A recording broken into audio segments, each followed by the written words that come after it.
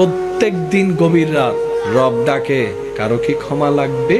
আয় একবার বল আমার কাছে, চোখের পানি ছেড়ে অন্তরের বিশ্বাস প্রেমকে সাথে নিয়ে, আমি রব কাউকে কিচ্ছু জানতে দিব না তোর অতীতের কাজ, এমন ভাবে মাফ করে দিব তোর বাম কাঁধের যে ফেরেশতা লিখেছিল সেও হাসরের ময়দানে এসে সেই ডায়েরিটা আর খুঁজে পাবে না, সে নথি আর খুঁজে পাবে না।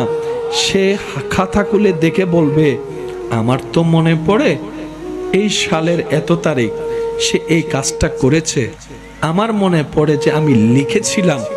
আল্লাহ গো, খাতা তো আছে, পৃষ্ঠা নাম্বারও তো আছে, লেখা তো কিছু, লেখা তো কিছু, লেখা তো কিছু। আবার পৃষ্ঠা উল্টায় বলে যে আল্লাহ এখানেও লেখা নাই। তাহলে আমি কাতিবিন এত বছর করলামটা কি?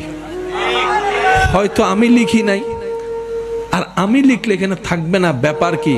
রব বলে, ফেরেশতা যা দায়িত্ব দিয়েছি যতটুকু দিয়েছি তুমি যথেষ্ট দায়িত্ব পালন করেছো, তোমার উপর আমি আল্লাহর কোনো দাবি নাই, তুমি তোমার দায়িত্বে 100% পাস করেছো, তুমি এখান থেকে সরে যাও।